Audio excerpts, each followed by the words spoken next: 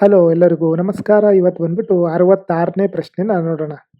Which one of the following is the correct description of 100 million farmers?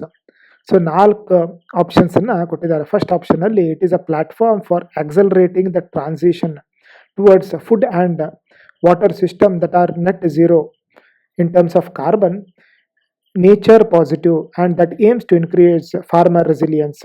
Second option ಏನಂತ ಕೊಟ್ಟಿದ್ದಾರೆ ಅಂತ ಹೇಳಿದ್ರೆ, it is an international alliance and a network of individuals and farming organization interested in supporting and strengthening the development of organic animal husbandry. ಮೂರನೇ statement ಬಂದ್ಬಿಟ್ಟು, it is a digital platform fully integrated with service provider and built on a blockchain that lets buyers, sellers and third party trade fertilizers quickly and securely. So 100 million farmers ಅಂತ ಹೇಳ್ತಾ ಇದ್ದಾರೆ, digital platform ಅಂತ ಹೇಳ್ತಾ ಇದ್ದಾರೆ. ಅಷ್ಟು ಜನ farmers ಈ digital platform ಒಳಗೆ ಜಾಯ್ನ್ ಆಗೋದು ಬಹಳ ಕಷ್ಟ. ಸೊ ಸಿ ಆಪ್ಷನ್ ಆಗೋದೇ ಇಲ್ಲ.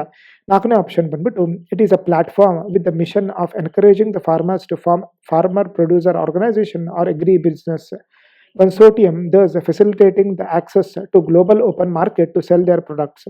ಇದು ಕೂಡ ಆಗೋದಿಲ್ಲ. ಯಾಕಂದರೆ ಪ್ಲಾಟ್ಫಾರ್ಮಲ್ಲಿ ಎಲ್ಲರೂ ಬರಬೇಕಂತ ಹೇಳಿದ್ರೆ ಭಾಳ ಹೈ ಟೆಕ್ನಾಲಜಿ ಇರುತ್ತೆ, ಕಾಸ್ಟ್ ಹೈ ಇರುತ್ತೆ. ಸೊ ಸಿ ಮತ್ತು ಡಿ ಅಂತೂ ಆಗೋದಿಲ್ಲ. ಎ ಮತ್ತು ಬಿ ಒಳಗೆ ನಾವು ನೋಡಬೇಕು. ಸೊ ಇದನ್ನ ತಿಳ್ಕೊಳ್ಳೋದ್ರ ಸಲುವಾಗಿ ನಾವೊಂದು ವರ್ಲ್ಡ್ ಎಕನಾಮಿಕ್ ಫೋರಮ್ ಅದರ ರಿಪೋರ್ಟಲ್ಲಿ ನೋಡ್ಬೋದು. ವರ್ಲ್ಡ್ ಎಕನಾಮಿಕ್ ಫೋರಮ್ ಇಂದನೇ 100 ಮಿಲಿಯನ್ ಫಾರ್ಮರ್ಸ್ ಅಂತ ಹೇಳಿ ಒಂದು ಬ್ರೇಕ್ ಥ್ರೂ ಮಾಡೆಲ್ನ ಎಸ್ಟಾಬ್ಲಿಷ್ ಮಾಡಿದ್ದಾರೆ for financing and sustainability transition.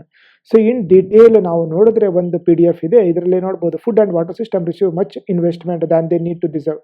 So ಇದು ಕೂಡ 100 ಮಿಲಿಯನ್ ಫಾರ್ಮರಿನ ಒಂದು ರಿಪೋರ್ಟ್.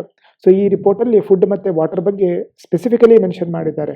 ಮತ್ತು ನಮ್ಮದು ಆಪ್ಷನ್ನಲ್ಲಿ ಆಪ್ಷನ್ ಎ ಫುಡ್ ಮತ್ತು ವಾಟರ್ ಸಿಸ್ಟಮ್ ಬಗ್ಗೆ ಸ್ಪೆಸಿಫಿಕಲಿ ಮೆನ್ಷನ್ ಮಾಡಿದ್ದಾರೆ. ಅದರಿಂದ ಆನ್ಸರ್ ಬಂದ್ಬಿಟ್ಟು ಎ ಆಗುತ್ತೆ. ಸೊ ಸರಿ, ಹಾಗಾದರೆ ನೆಕ್ಸ್ಟ್ ಕ್ವಶನ್ ನಾಳೆ ನೋಡೋಣ. Thank you.